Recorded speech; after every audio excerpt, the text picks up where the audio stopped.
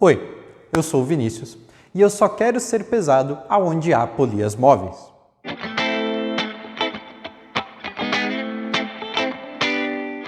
Na aula de hoje, a gente vai experimentar o conceito de polias aprendido nas últimas aulas. Então, para isso, eu vim aqui nos laboratórios da Unidade para usar esse aparato de polias aqui. A gente vai usar uma polia móvel, um dinamômetro, que é um aparato que serve para medir a força atuando nos corpos, então a gente consegue medir a força aqui. A gente vai usar massas, tranquilo? E cabos.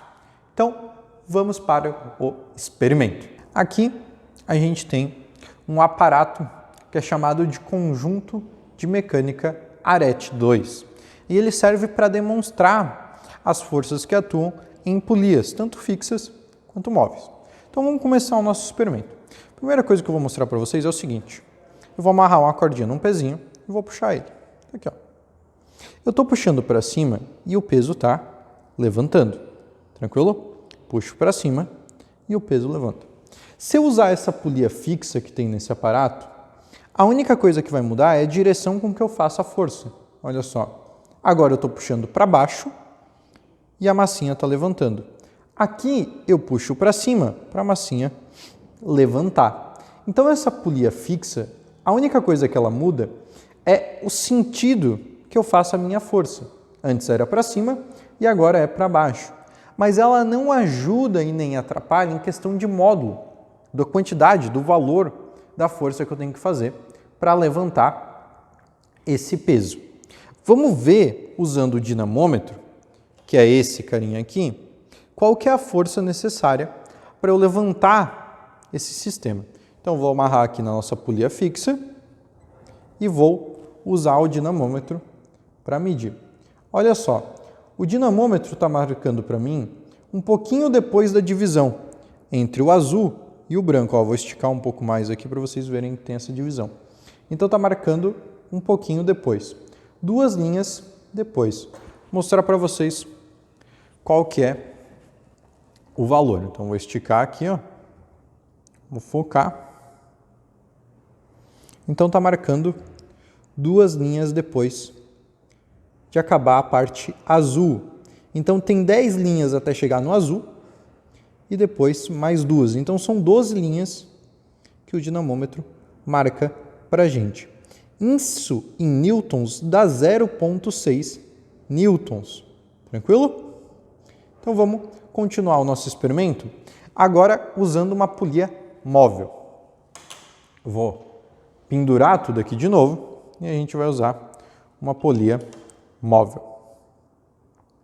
Amarrar aqui. Vou primeiro fixar num ponto de apoio.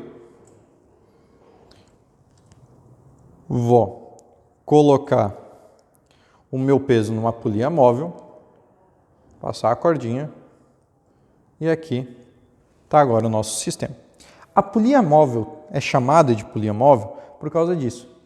Ela se movimenta, ela é realmente móvel. Tá vendo que quando eu faço a força aqui para baixo, a polia sobe junto com o peso e desce junto com o peso.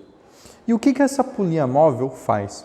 Ela facilita a força que eu tenho que fazer para levantar ou manter esse peso em equilíbrio. Por quê?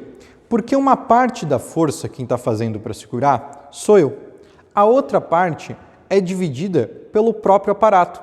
Então, um pouco da força está aqui, mais especificamente metade da força está atuando nessa parte do fio e a outra metade nessa parte.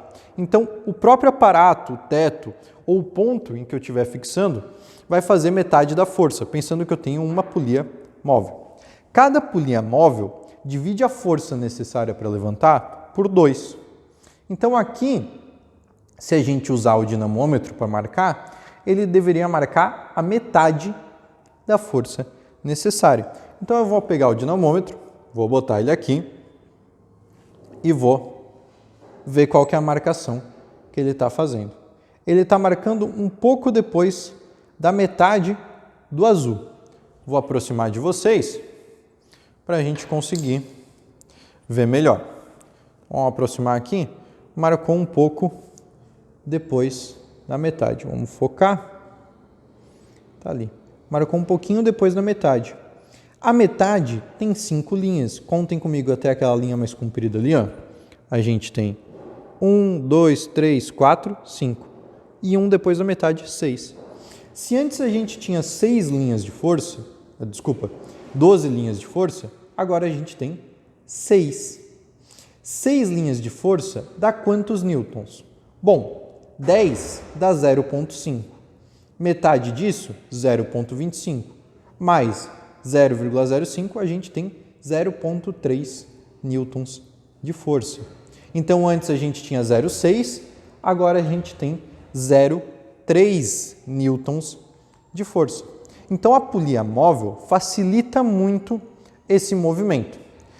Para tirar a dúvida, a gente vai pesar numa balança essa massinha aqui e garantir que o experimento faz sentido. Tranquilo? Vamos para lá.